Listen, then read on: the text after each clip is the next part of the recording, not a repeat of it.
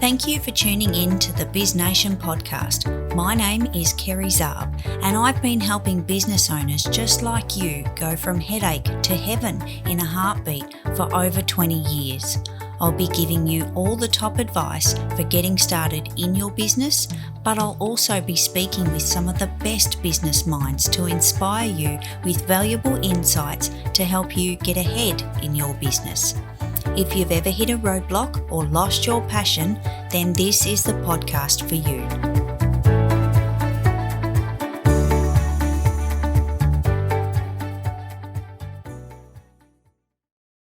Hey everyone, welcome to BizNation. I'm Kerry and this is episode 42. If you're a new listener, hey there, thanks for tuning in. And if you've been listening for a while, welcome back. Today's guest is Joe Zeman from Seattle in the US. Joe has over 10 years experience in digital marketing and also a total of 18 years of experience in marketing in general. Welcome to the show, Joe. Awesome. Thanks for having me on.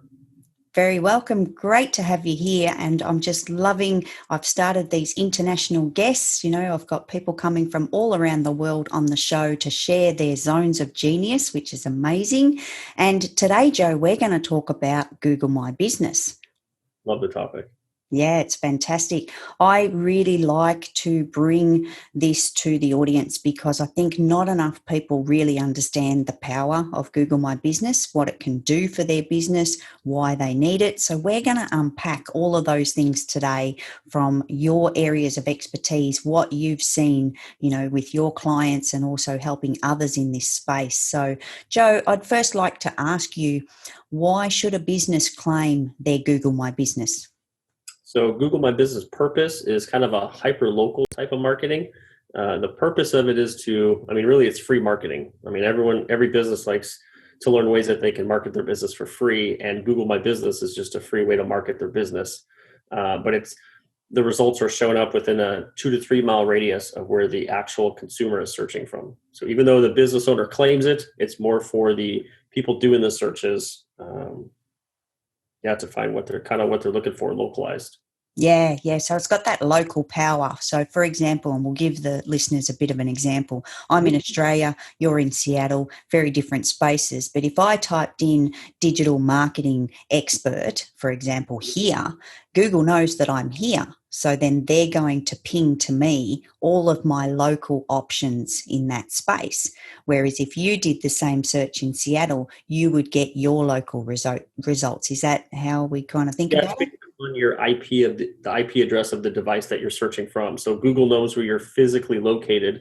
So like if you're driving in your car, you ping one cell phone tower, and as you're driving down the road further, maybe you're 5-10 miles down the road and you ping from another cell phone tower. If you searched in those two separate towers, you're going to get two separate search results. Yeah, of course. I didn't even think of the mobile aspect to this. That's awesome. I forgot that we're all on our phones and we're all, hopefully trotting around. We're not always trotting around depending on what's going on with this horrible pandemic. But yeah, good point. Yes, that mobile capability is certainly awesome because we all generally move from place to place. So especially if you're moving quite a bit, you get outside that 100-kilometer radius type of thing, you're going to get a very different result. Absolutely. Yeah, very cool. And Joe, tell me, what are some of the features of Google My Business? So some of the features would be making sure that your information is claimed. So like after you go to google.com/business and you go through the process and you claim your business and you get your postcard and you enter your 6-digit PIN and it takes 24 hours to verify. Then once it's all verified, then you want to actually go through and all the information, all the tabs are on the left-hand side. So you want to make sure that all your information is correct. So that's your name of your business, the categories you're in. You can list out the services you offer or the products you sell. And then in there's something called a short name. So a short name is unique because it would be g.page / whatever your short name is. So if you're let's say you're a roofing company and you want to generate more reviews from your clients, you can text or you could email that short name link to them and ask them to go write a review. So there's the info tab. There's, like I said, the short name, which is g.page / whatever it is. The online reviews portion is huge. It's a way for you to see what all of your what all of the people have said about your business, both good things and bad things. I always coach people to make sure you reply to everything, and especially reply to the negative ones, and always start by thanking that person for writing a review. Thank you for choosing our company. I understand that there's lots of companies to choose from, but we appreciate you choosing to hire our company. If it's negative, I'm sorry you had a bad experience, and then go into it, leave it generalized. If it's positive, thank you so-and-so for for hiring our company, that sort of thing. So making sure you're staying on the reviews. You can upload as many pictures as you want. You can upload as many videos as you want. I think people lack that. They don't upload the videos, but you can upload the videos. Oh gosh, what else is in there? There's posts. So you can actually, which I know we'll get to next, but you can use, because Google My Business is essentially a social media platform, just like Facebook is. Yeah. So we'll get into posts next, but there's just so much available to the business owner, just making sure that their information is up to date. So if they're like I said, a general contractor and they offer 15 different types of services, then you want to enter in all the different types of services and add descriptions for each type of service, add pictures to it. Just because over time, then, especially with the pictures, the more pictures you upload, the more views that you're going to get on the work that you're providing. Yeah, 100%. And Joe, I want to go back to that process of setting it up for a moment, because maybe what you experience in the US is very different to what we experience here in Australia. And I'll give you an example. I actually set up my Google My Business on another business that I started in 2020. And I remember applying for that card with that code. Oh, I think it was around about August. And I kid you not, that card arrived in my letterbox last week. That's because of the pandemic. Mm-hmm. So there's actually people that actually do that. So you request it to Google, and then they put the code together. And I have learned that during the pandemic, unfortunately has taken a lot longer. But I've never heard that it's taken, a few months for that to happen. If it does happen, Google My Business doesn't have a phone number that you can call anymore, but you can go to Facebook. They have a Facebook group page you can go to, which is just Google My Business. Make sure it has the little blue house with the G in it, and then you can send them a direct message with any issues you're having. Oh, wow. I didn't know that. Fantastic. Can I share with you something else that I did? And I don't know if this is a thing. I just, I trial and error all kinds of tech stuff. I knew that this card was going to take a long time. It was like peak pandemic time. So I thought to myself, I just don't have 3 months to wait for this card. And lo and behold, it turned out to be almost 5, but that's okay. I actually went to Google Search Console and I actually set up the same asset, the same website on Google Search Console. And I can't even remember the buttons that I pressed, but something happened and I actually got to connect and verify my Google My Business by registering on Google Search Console. Have you heard of that one?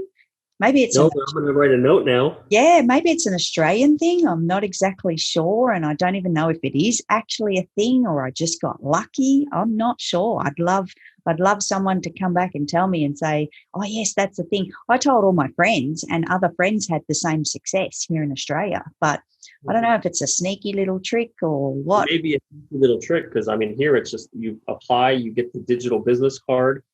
It literally takes 1 to 2 weeks to get it. Yep. It's in the US, it's pretty quickly. Sometimes they even do it if it's a physical location, like let's say like a flower shop. Sometimes they'll even call with it. You'll literally select call. They'll call the number. It'll be an automated call, and they'll give you the 6-digit PIN right then and there.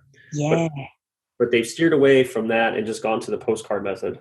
Yeah. But I've never known it take that long. And to use the Search Console to do it, I wrote down a note because I'm gonna check it out, and then I'll share it back with you, and then you can share it with your friends. That would be great. And I think, to understand, Google's a massive space. Like, it's just bloody huge, right? So I think really understanding if there's sneaky little tricks in the background that we can do and speed up that process, because this pandemic, it's continuing, it's still going, and And where's the end? Who knows? Vaccines are coming out and all that kind of stuff. But it's here for a little bit longer, I think. So for those starting a business, if there's a shortcut, and I'm not saying it was easy, like I had to pretty much replicate what I did on Google My Business on Search Console. And Search Console is a tool, as far as I'm aware, to really get Google across your site, to send out the little spiders to start crawling your pages and that type of thing. And I'm sure we could do a whole episode on console as well. But yeah, I just found that super cute. And again, I have no idea what buttons I pressed. I just, you get in there and you're like, oh, hang on, that to that. Oh, yeah, press this. And next minute, ding. And I was like, awesome. I don't know what happened. So good.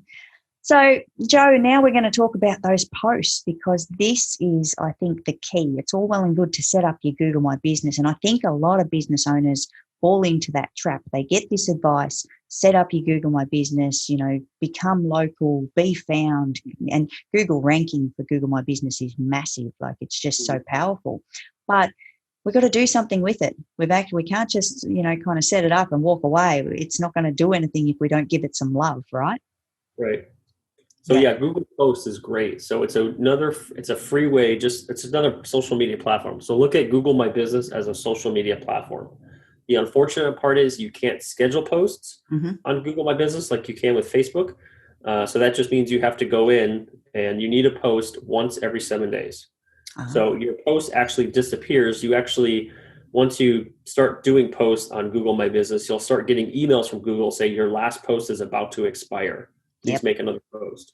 So even if you just use that as your reminder, that's good. If not, just put it in your calendar and put, hey, on Tuesdays at 2:00 every single day, I'm going to go and I'm going to do a post. So the exact same way you would post on Facebook is essentially what you're going to post in Google My Business. You're going to post it, whether you post it from your computer or if you download the app and you download it, on the app on your mobile device and use it there, but you type out your message, you add a picture to your message, and then there's always an action button. So whether it's learn more, a link to your website, or maybe you want to do call now or book now or whatever the case may be, but whether it's a phone call or whether it's a link to the website, you should put that on every single post. Yeah, agree with that. And that's what I popped a similar kind of schedule on my business over here. I'm doing 3 times a week, Monday, Wednesday, Friday, and I think it's that platform. And this is what I've been told, correct me if I'm wrong, the more love you give, the more you're found, and you can actually see how you're ranking in comparison to similar businesses, and you can plug in other businesses to compare your data to. And I'm sure with the analytics, there's a whole nother episode about that as well. But I know the basics and to help clients, but I don't know the details of Google Analytics. There's just so much to learn. Yeah, of course, huge space, absolutely.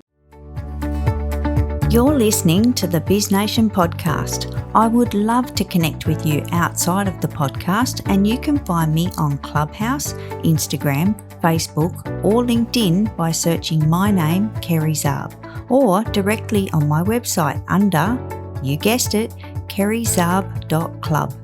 And don't forget, if you need more support in your business, you can also find me on Facebook under Micro and Small Business Support Group. And Joe, what's your recommendation on the static posts versus the videos? You mentioned this before. So you can not only post, Google now allows you to post both photos with the post and videos. Cool. So I think the videos are good. Those are like your how-to videos. So if you're physical therapy and you're doing a post about a type of exercise to do, you can easily link a video to that. And then, so I like the mobile version better because if I am, let's say, a physical therapist and I'm showing how to do a technique, I can give someone else my phone. They can record what I'm doing. Then you could type in the text, what it is that you did. And then you put a link to the website, and then you could have a post set up to where you're posting the videos as well. Yeah, and I think that's another good point that you make. It doesn't need to be hard. Like we're probably making it sound like a bit of a chore here, but it's not. Like right. I think we've almost, got to take our minds away from Facebook and Instagram where we're scheduling, sometimes some businesses are scheduling every day or a couple of times a day. You don't have to get that intense about it, and you can keep it keep it fun, keep it real, Yeah. and just, make it a little less chore intensive, I guess. Yeah. Absolutely. Cool. And Joe, something else that you said before just pinged in my brain as well. You were speaking about when we go back, sorry, just to go backwards and sorry to confuse the listeners here, but when we actually start the account and choosing our categories. Mm-hmm. So that's a really critical piece, isn't it? Like that's a piece of the puzzle that you don't want to miss. It is, and you can only claim the categories that Google allows you to claim. So you may be one type of category. That means you're going to have to pick the closest that's to your industry. But so you still have the categories. You still pick one category, and then you can still go back and add your services and all those other things. So that way, the keywords you put in for the services and the descriptions you put about the services, those keywords come into factor when people are doing a search on Google and they're trying to show up for multiple categories or multiple services that they offer. Gotcha. Now, Joe, tell me, this one's just popped into my brain. I'm a bookkeeper here in Australia. That's one of my business things that I run. If I typed into my Google My Business dog whisperer as one of my keywords, if someone's looking for a dog whisperer, am I going to show up in my bookkeeping business just based on that, popping that in? Potentially, you could show up for that. Yeah. As long as I guess it would be as long as it's under the services that you offer. Yeah, and exactly. You can about it, then there's a potential that you could show up for that search term. Yeah, and I just wanted to bring that to the surface because I think people need to really take a moment to think about what they're popping into this space, because one of the things that I see in my analytics, and I don't want to go into analytics, but I'm such a nerd and I love that stuff. One of the things I see is what people are actually searching for and why I'm coming to the surface and why I'm popping up in their searches. And it'll be something like, Bookkeeper Melbourne or Bookkeeper Australia and it actually tells you what they typed in for you to hop up there, which that's cool stuff. It's giving you all the juicy information here of what's going on. I love the insights. It takes about a month or two to start collecting that data. And then you also get a monthly report on your insights, which will show you total number of searches, and how they search for you, the keywords they searched for you. It'll break it down to and show you if people ask for directions, or if they did phone calls, if they clicked on the email. I mean, I like the insights from the Google My Business because it gives you just a small little sneak peek into how people are finding you. And I find that even the insights on Google My Business is way easier to understand than Google Analytics, but. It's a key thing, because then if you know how people are searching for you, then you can use, if you're doing digital marketing, you could take those and add those to your digital marketing as far as keywords. And then you could add those keywords into the back end of your website as well. Yeah, 100%. Connect the dots, get all that. And I think you're right. They do break it down quite simply. I do like the fact that it's not information overload. So there's just a few key stats there that are key, exactly like you said, how many searches you've popped up in, what actions they've taken, because like you mentioned before with the post, you've got that call to action option with the posting. Joe, I've got another question for you, because something that I've seen, because I post on Facebook, Instagram, and Google My Business, the size is different. The size of the post is different again. It's so frustrating that they're all different, like we can now, because of Facebook, Instagram integration and or working, like they're owned by the same space. So we can now use our Instagram 1080 by 1080s on Facebook, but Google My Business, it's just slightly different specs on the side. There's a tool that you can use. It's called Canva, Canva.com. I don't know if you're familiar with it, but I love it. I pay for it. It's like $20 a month maybe. But you can create an ad and you could put what type of ad you're trying to create. And it automatically sizes to that size. So to me, that's amazing, because Twitter's different. I found that usually if you create a Twitter post, it automatically sizes to most other platforms. But you could type in Google My Business or Facebook or Instagram story, because one's a square and one's a vertical one. So it's just amazing. If you wanted to do pixel sizes, you could put pixel sizes in it. If you pay for it, you get everything that comes with it. So like on the background here, I mean, I created that in Canva. I used one of their pictures. I imposed our logo on there. It removes the background. I mean, there's all kinds of, if you're not willing to learn like Adobe Illustrator or Photoshop, which I'm not, then Canva is like a Photoshop for dummies. But yeah, I mean, sad to say it that way, but it's just an easy tool, and it's so worth it. absolutely agree with you. Same as you, got Canva, pay for it because I just want all the good stuff. I can't help myself. Do not restrict me. Like I want more, But yeah, I used to do Photoshop and Illustrator and InDesign, and gosh, like I think it was about halfway through last year, everyone was talking about Canva, and it's been around for a very long time. It's such an awesome platform that they're constantly improving and evolving. And I finally bit the bullet and I went, you know what, I'm going to suss out this Canva. I don't think I'm going to like it. At that stage, I'd actually flipped over to Adobe Spark, which is like an Adobe version of Canva. You got templates and all these cool, kind of stuff that you can put in. And then I went to Canva and it just blew my mind. Like I was on this whole new level, and it's so easy. It's just so easy to use. And you're right, they've got all the templates and all the little cool stuff that you can throw in there. You can find your stock images, and not that I recommend super stock images if you can avoid it. But yeah, it's so awesome. And yeah, I have not, I confess, I've probably done the odd thing still back in Adobe, but far, far less. It's only if I just want to resize something. And these days you've got tiny PNG and all that kind of stuff to use. There's just so many cool tools out there. You could actually create videos with it as well. So you can create a slideshow. You can add an animation into it. Yep. All kinds of things. You could save it then as an MP4 file. I mean, I recommend people, if you're going to create an animation, save it as an MP4 file because it saves quicker and it uploads better to your social platforms. I mean, it's just an overall. I mean, for $20 a month, that's a pretty inexpensive tool to do everything. Yeah, very much so, 100%. So, Joe, tell me, what do you think is the best feature of Google My Business? I really like the short name, only because it's a way for you to. I mean, there's companies out there that sell online review management. We're one of those companies. But if you're just trying to get reviews on Google My Business, one is just your g.page / whatever the short name is that you create. And then you could text that to your clients. You can email it to the clients.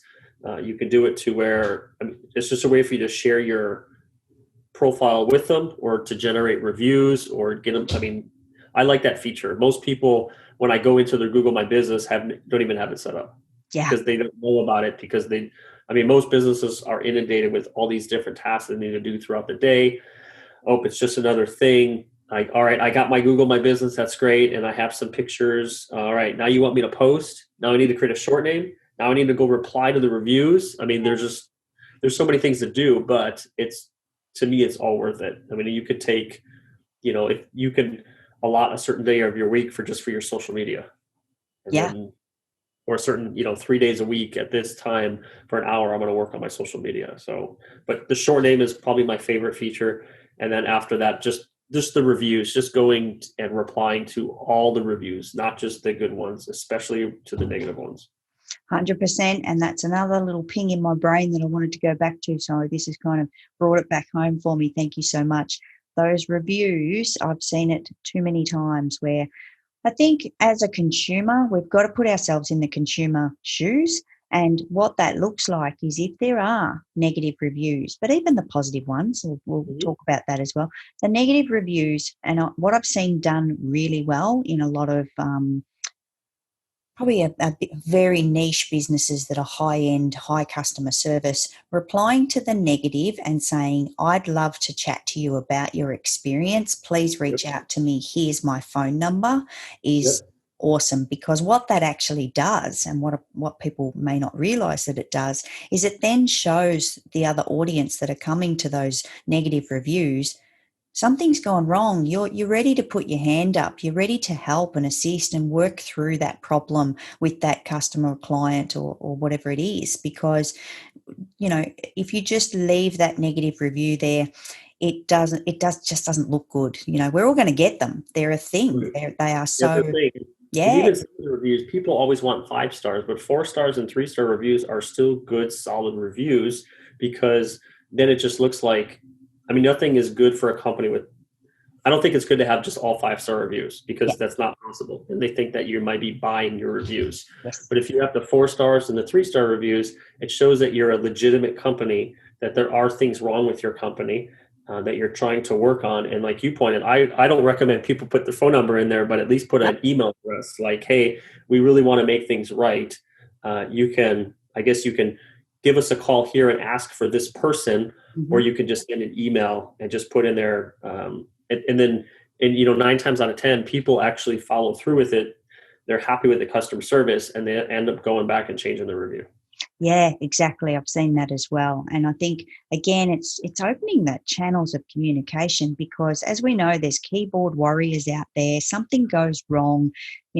Maybe the business owner is not even aware that something's happened. It could be from a staff member or a product that's been faulty, So people go home, then they're disappointed from the service or the product. So they're like, oh, I'm going to tell people about this. So they go on Google, they leave that bad review. In the moment, it's emotional. They're in that experience and feeling disappointed or really let down by this business. So they'll go and do that review in that very moment when they're feeling like they're most emotion about the experience. But then, opening that channel to have a conversation and rectify the situation, whether it's service or product based, like there's always a solution to these things.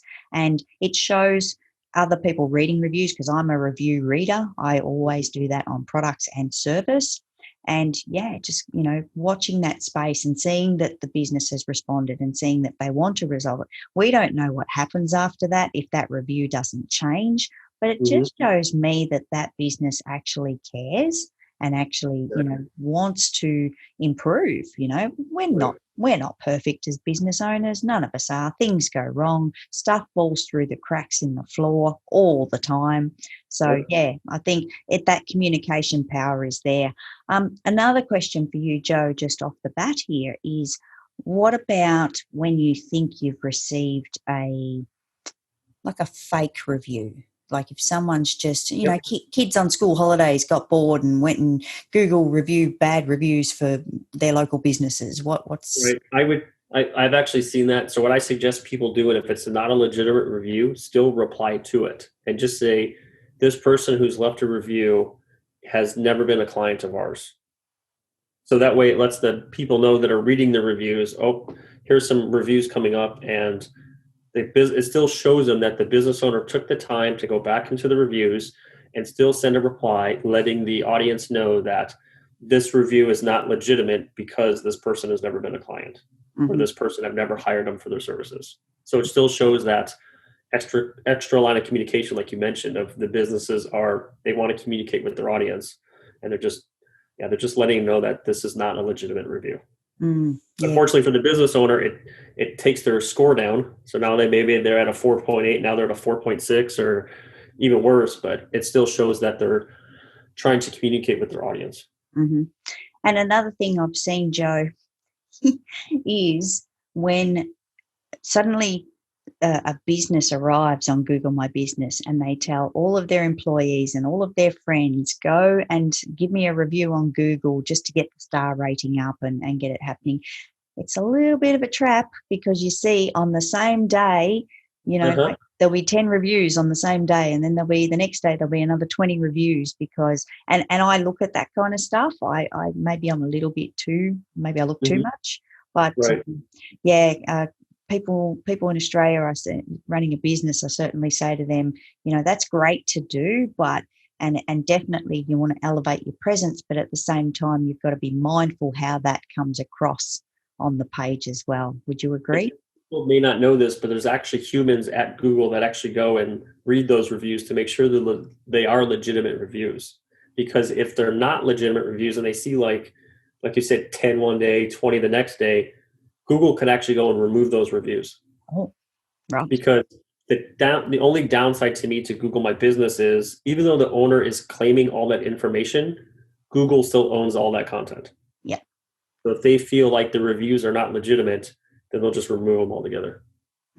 Good point. So if you're gonna try to cheat the system, right? I like loopholes, and you're gonna ask your friends and family to go do that. Just have them do it, spread throughout like in 30 days or something like that. Yeah, good tip. Love it. And the other thing that I think a lot of business owners need to realize, and I'm sure many are aware, and I see this happen really well on a lot of accounts, is don't be afraid to, and there's two ways to take this. You can repurpose those reviews. So you can actually like screenshot those reviews and use them on your other social platforms, pop them on your website, what people are saying about you. The thing that I like to do in that space is actually reach out to that person, particularly if it's a small business and there's a close relationship with those people. I like to reach out and say, hey, are you happy if I post this on social media?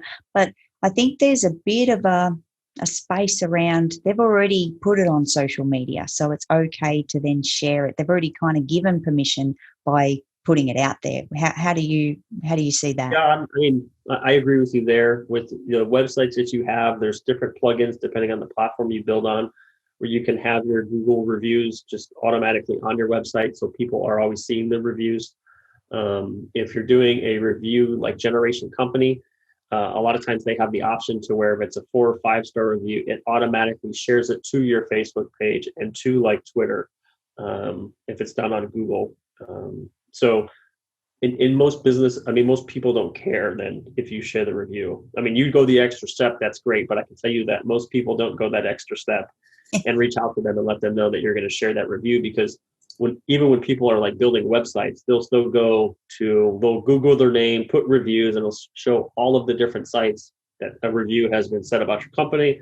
And if they're good ones, they're going to go and snag those reviews anyways to put them on their website. So I know that, I mean, at this point in time, in this day and age, people understand that if I write something positive, they're probably going to share it somewhere else. Yeah, definitely. I think you're right. And yeah, like I said, I don't always do it. Just depends where it's going and how I feel about it. And yeah, and I think it's good. It's a follow-up, if you've had a client that's then actually left you a good review, it's another touch point to go back and say, hey, how you going? Are you okay? And by the way, are you okay if I share this across other platforms? So depends on your business, depends who you're working with and what that all looks like. And the other thing I love, Joe, is what you shared before about the link review. What I've actually done on my business is actually put together a little bit of a text like, hey, how you going? Again, another touch point to say, were you happy with this? How did you go with that? Throwing in some keywords into that. So obviously resonating back to your services and your business. Right. Sharing them that link, you've got to make it easy for them. You want them to leave you a review, but if you don't give them the tools, for example, if you said, I'd love to get a review from you, go to Facebook and hop onto my page and then follow through to if you give them too many steps, you're far less likely to get them to actually take action. So giving them that direct link that Google gives us, which is fantastic. Send it straight to them. Then, they'll be sitting down waiting for their coffee at their local cafe and they'll pop on through that review because it's so easy.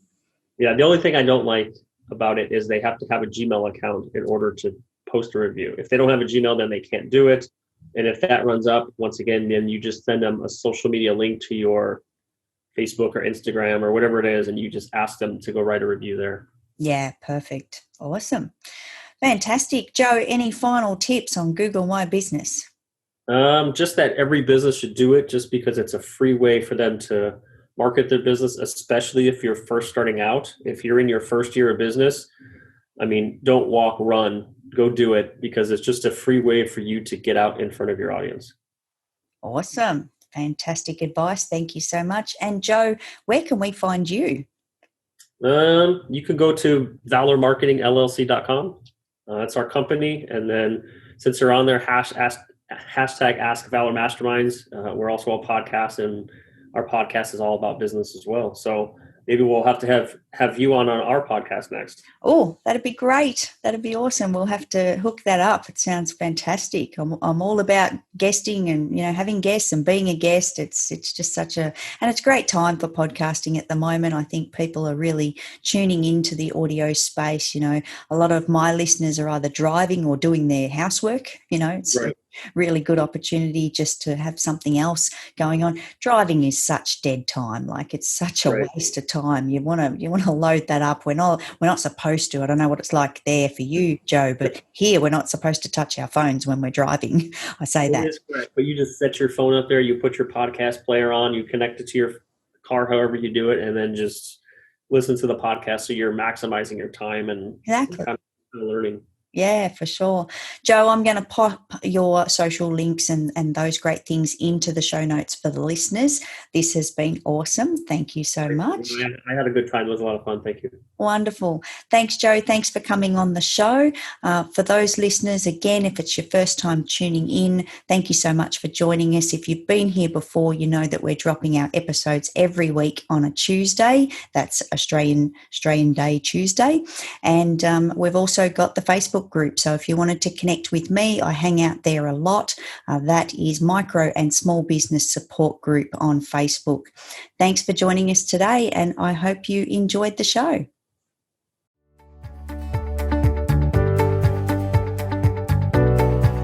Thank you for tuning in to the BizNation podcast. It was lovely to share this episode with you.